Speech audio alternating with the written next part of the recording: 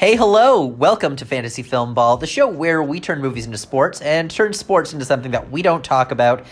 My name's Matt, got Dylan here, and today we're going to be discussing and reacting to the NBR and AFI list of best films of the year. Dylan, you have read NBR, but you haven't read AFI, right? That's right. I saw the NBR pop up on my Twitter feed the other day, and I was like, oh, I've seen these. And then you mentioned, like, oh, let's record this day. It's like, oh, how about I just don't look at AFI then, and that one can be a blind react for me as well.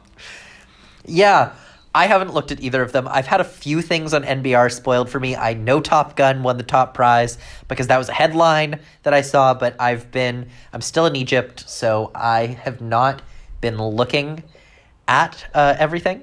I haven't been diving right in. So I'm really looking forward to having honest, genuine reactions right here as we go through these lists together. So let's get right into NBR first up. Top Gun won picture. So what is the top 10 here? So the top 10, in addition to Top Gun, you have After Sun, The Way of Water. Wait, After Sun? After Sun, The Way of Water. Did they see The Way of Water? The Way of Water had its critic screening, critic screening last Friday, so all the people who went to that have seen it. Other than that, people probably haven't seen it.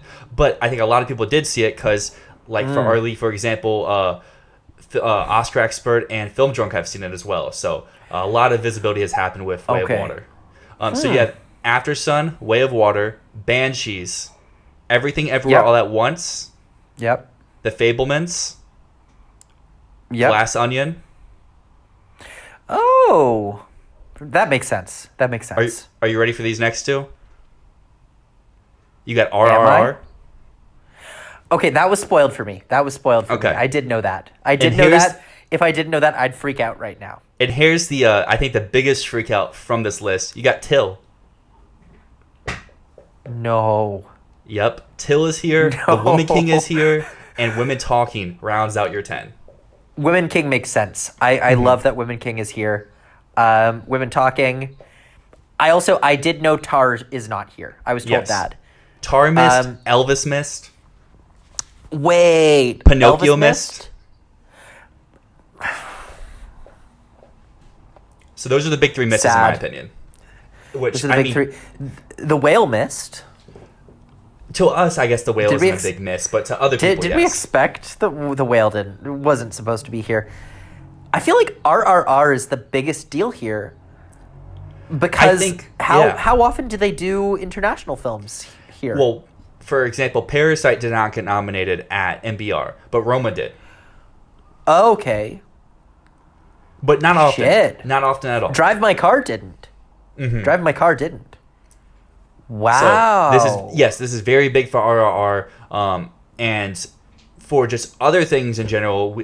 In the past, if you look at NBR, they normally really like A24. So for the Whale miss, that's pretty big. They normally love Warner Brothers. So for Elvis missing, that's also kind of a notable sign. And then No Babylon. No Babylon. And I'll get into more specific key implications from stuff that missed this best films line because it carries over to some other categories as well. But do you know how many films usually make it across this to the Oscars? I saw Matt Dyl tweet the other day from Next Best Picture, and it looked like he went back since they started doing the expanded era, but it's usually between 4 and 7 a year correlate. So if you go with a max of 7, the ones here that wouldn't carry over, in my eyes, would be Till, would be After Sun, would be RRR, and would be Woman King, and Glass Onion. Those are the 5, at least to me, stands out. So far. So far, yes. Those, at least what I meant is that 4 to 7, that 4 to 7 range, these are the 5 that stick out to me that could make up those ones that don't correlate. But as I just said, it's 4 to 7. Of 7, that means of the 5 I just listed, 3 of them are making it, or 2 of them are making it. And if it's 5 or 6, there's still more going to show up. And I believe the winner here gets nominated basically every year except for 2020 and 2014, because I think since the expanded lineup, the only 2 that haven't been nominated after winning NBR are Da 5 Bloods and A Most Violent Year.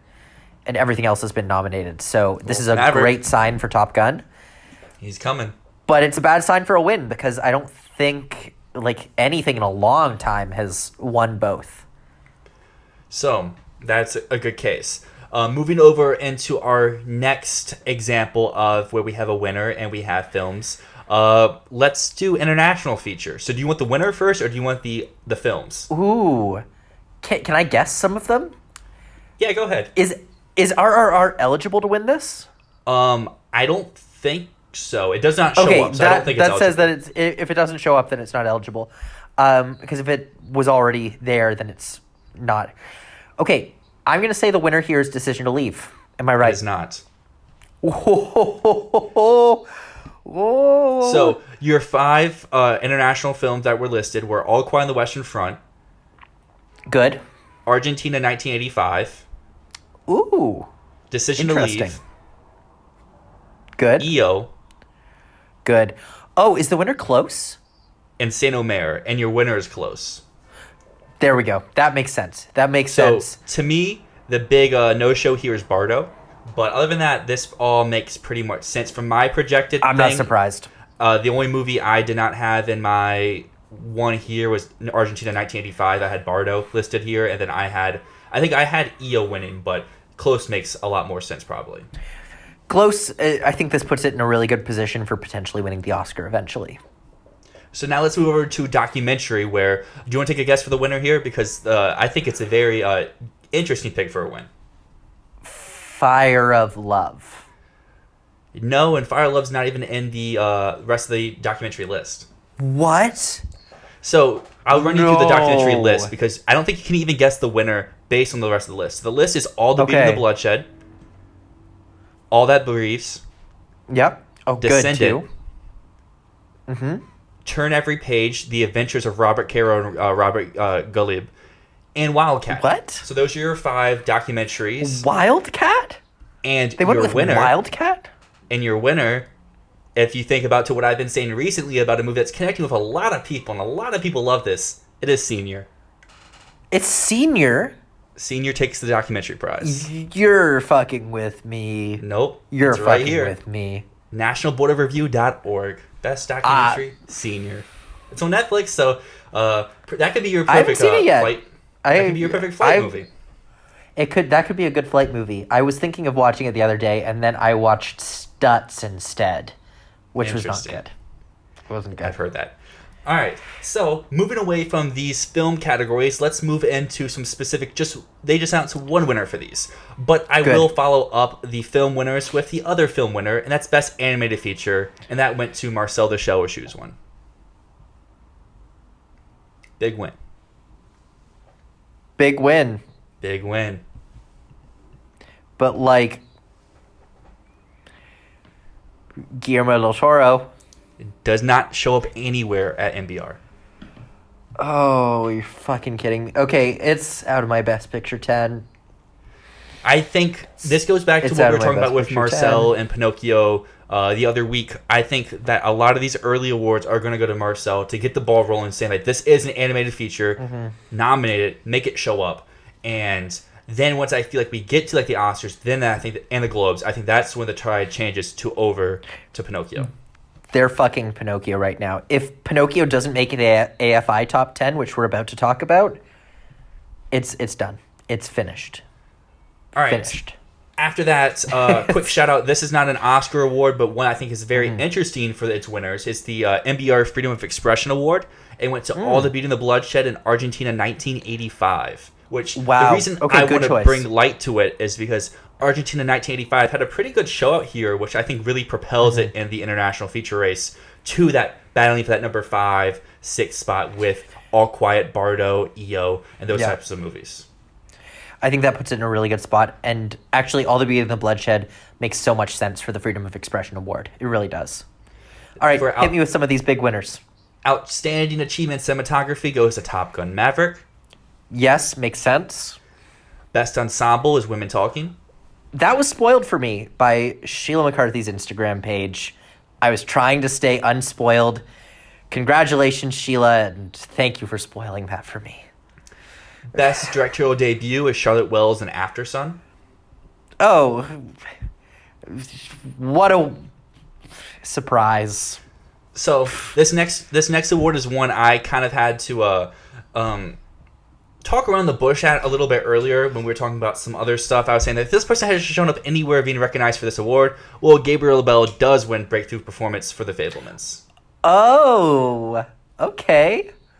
Good. In addition, another breakthrough performance that won was Danielle Deadweiler for Till. Which to in me, breakthrough performance or an actress? their website just lists breakthrough performance and breakthrough performance, but I guess in retrospect Cool. it's actor and actress, but the website here just puts two. No. That makes sense. As long as it's not best actress, that would have had me freaking out. Adapted screenplay should make you freak out. Got a guess? It's not Top Gun Maverick, is it? Okay, I'm not No. going to say Top Gun Maverick. Glass Onion.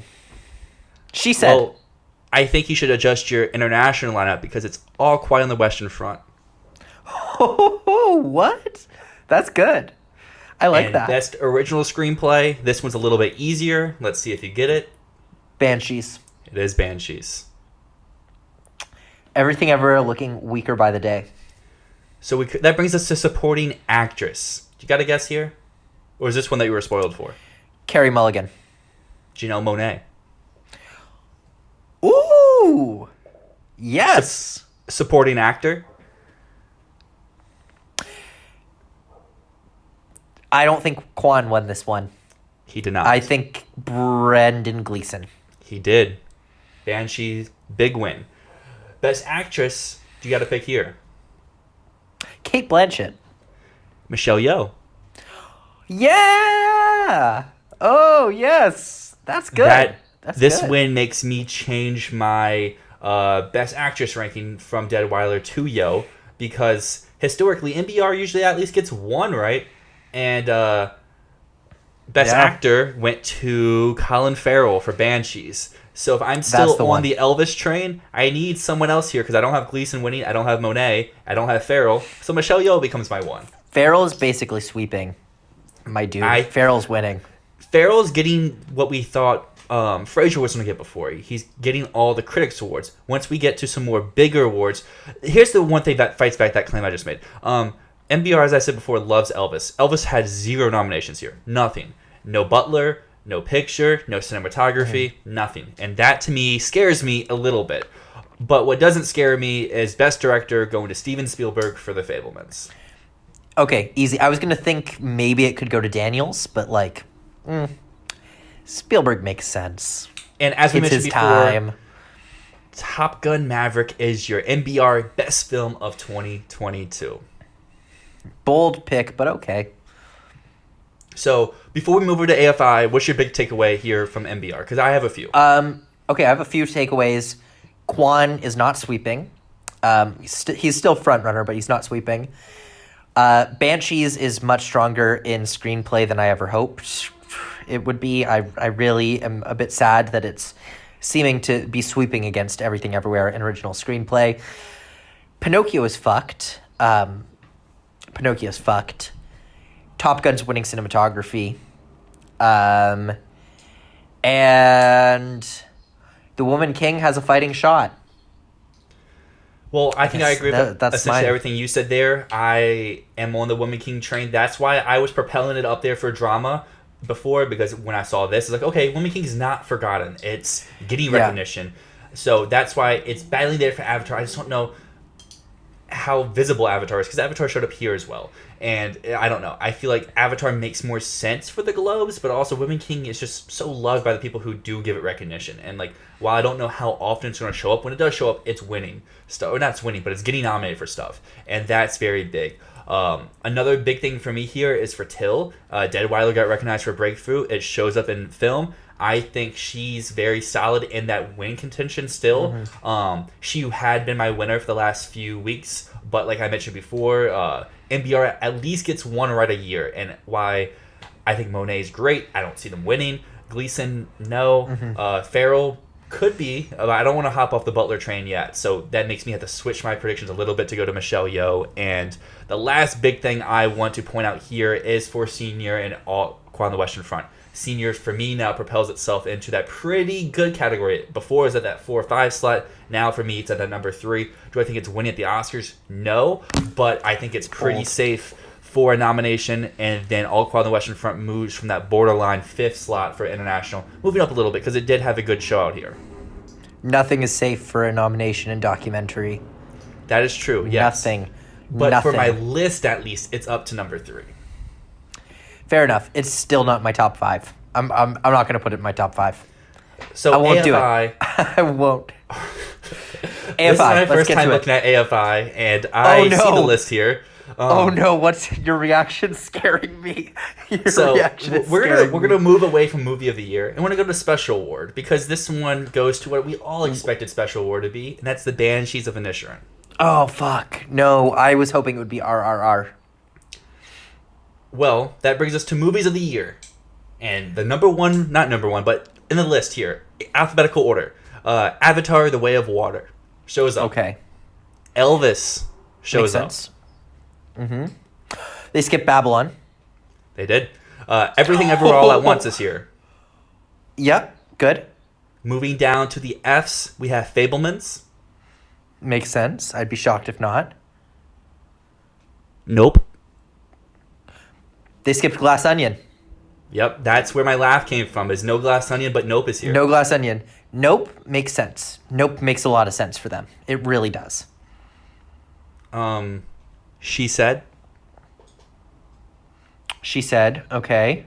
What did we skip here? We skipped something. We skipped the piece. Keep going. So no Pinocchio. Which... It's dead. It's gone. It's gone. I take back everything I've said over the past few weeks. Pinocchio's not happening. Then we have a little reassurance here after missing NBR. Tar is here for AFI. Of course it is. Top Gun Maverick is here. Yep. Good. The Woman King is here. And to round out the 10, we have Women Talking. Wow. Okay. No Netflix. So Woman King made it. No Netflix. What else missed here? Babylon missed. Babylon missed. Yeah. Till missed after getting the NBR, which this could have been another propelling it up higher. I agree. No, Till's not a thing. Till's not a thing. I agree. Just going off of the NBR could have had a little piggyback here. But overall, I mean, Avatar, Elvis, Everything Everywhere, Fablemans, She Said, Tar, Maverick, Women Talking. That's 8 of our 10. I know we disagree a little bit there, but that's 8 of like the top 11. And then with Banshees not eligible, that's 9. That leaves Babylon as the one that we have a consensus best picture between the both of us missing. Bringing in Women King in that spot, and Nope is the out there. Instead of Netflix, we have Jordan Peele's Nope, which I still think is a very great nomination, which makes me think about for comedy musical for the Globes. Do I kick something out? Yeah, Nope Nope could totally get into Golden Globes. But yeah, so that was AFI's list. Biggest thing missing here, in your opinion? Was it Babylon? It's Babylon. It's Babylon, and I would say also RRR. RRR in special mention could have happened. Mm-hmm. I think bigger than Babylon, because I know I've been on the Discord recently saying I think Babylon's dropping from the GA members who I know who have seen it really don't like it, and from other reviewers or pundits who I've seen, they're very mixed. It's either a love or hate thing. So I think that's really going to hurt the movie overall. But I think the bigger miss here is Glass Onion. This is a movie that needs these type of awards. They need NBR, they need AFI, they need all these group lists that do include more populist films. And the fact that it missed here, I think, is pretty bad for it. But it did make NBR, so that's at least a positive. But missing AFI is also, I think, a pretty big negative. I have to agree with you there. I think Glass Onion is really hurt by this, but nothing is hurt more than Pinocchio. When animated films have made it into Best Picture, when they've made it into screenplay categories, or even when they've just come close, when they've kind of scraped the potential of Oscars, they make it here. Soul made it here. Inside Out made it here. Toy Story 3, Up. Those are all films that AFI supported. Well, everyone out there, let us know what film hurt you the most that missed AFI or NBR, because I know I'm a little hurt by the Elvis missing NBR, but it did show up at AFI to give me a little bit rebound. I feel great about Avatar showing up at both. But yes, let us know how you feel about these. What are your bold predictions after seeing these awards? Is Babylon on its way out for picture? Is Women King rising to get into the 10? Let us know. But until next time, my name is Dyl. And my name is Disappointed, and this is Fantasy Filmball.